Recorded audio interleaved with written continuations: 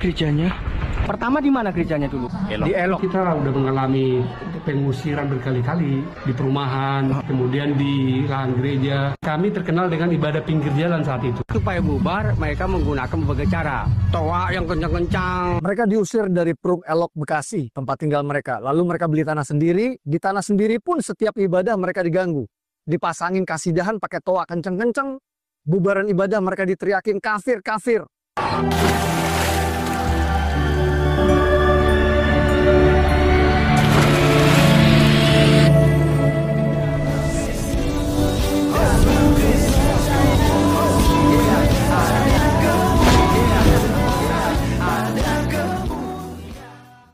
Bismillah abi walibni warahil kudus illahu wahid. Salam alaikum bismi Yeshua HaMashiach. Teman-teman sekalian, pada video kali ini kita akan melihat HKBP Philadelphia Bekasi yang teman-teman sekalian diusir sana sini ya, dan mereka sudah punya rumah pun atau tanah, mereka punya gereja, atau juga masih tetap dipersulit di Jawa Barat. Nah, teman-teman sekalian, ini sangat miris sekali. Selain mereka dipersulit dengan izin, mereka juga sering diganggu ketika mereka ibadah di tenda, dipasang toa, diputarkan lagu-lagu Islamik, dan orang-orang sekitar, masyarakat sekitar yang tentu saja, yang sudah dibayar dengan nasi bungkus, ya. Teriak-teriak, kafir, kafir, kafir, gitu ya. Seakan-akan mereka ini udah memang benar-benar masuk surga. Padahal teman-teman sekalian, hak untuk masuk surga itu hanya diberikan oleh satu pribadi, yaitu Yesus Kristus Allah kita. Di luar Yesus itu binasa. Teman-teman sekalian, mari kita dengarkan seperti apa videonya berikut ini. BP Philadelphia Bekasi yang diusir di sana sini sampai mereka harus ibadah dekat kolong jembatan tol. Simak cerita mereka ya. HKBP Philadelphia. Tuh ya, ini jadi parkiran nih. Itu dia gerejanya. Pertama di mana gerejanya dulu? Di Elok. Kita udah mengalami pengusiran berkali-kali di perumahan, kemudian di lahan gereja. Kami terkenal dengan ibadah pinggir jalan saat itu. Supaya bubar, mereka menggunakan berbagai cara. Toa yang kencang-kencang. Mereka diusir dari Peruk Elok Bekasi, tempat tinggal mereka. Lalu mereka beli tanah sendiri. Di tanah sendiri pun setiap ibadah mereka diganggu. Dipasangin kasidahan pakai toa kenceng-kenceng. Bubaran ibadah mereka diteriakin kafir, kafir.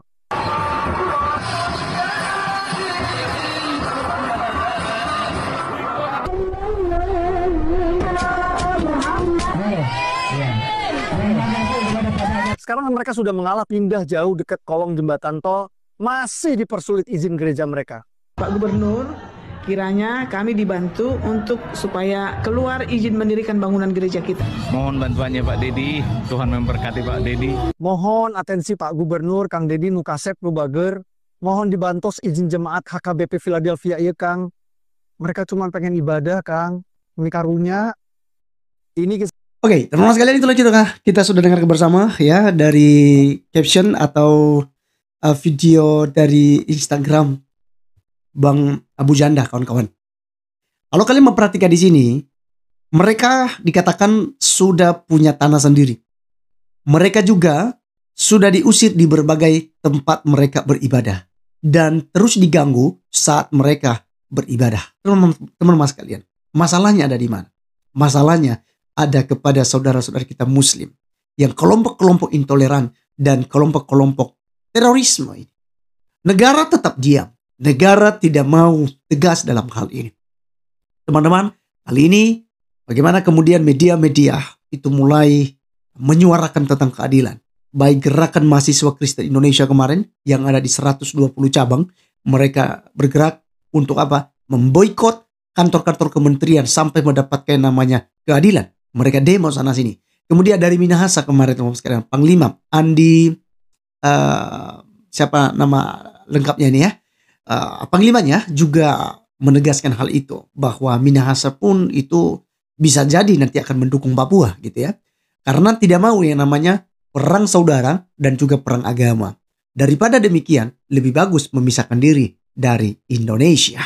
Nah, teman-teman sekalian, ini tentu ancaman-ancaman yang sangat berbahaya sekali pada akhirnya nantinya untuk keutuhan negara Republik Indonesia. Maka pemerintah kita harapkan secepat mungkin untuk bertindak ya, Sehingga kasus-kasus intoleran ini tidak terjadi lagi. Ternyata terus berulang. Di bulan 7 itu sudah 6 gereja. 6 gereja kawan-kawan sekalian. Di Cidahu, di Depok, di Kalimantan Barat, di Kalimantan Timur, kemudian di Padang, dan di kota Kediri, teman-teman sekalian. Lalu di bulan Agustus ini ada beberapa yang sedang beredar lagi. Di mana ada gereja yang sudah ada izinnya pun tetap saja dipersulit. Nah, kita bisa mengambil satu kesimpulan bahwa agama itu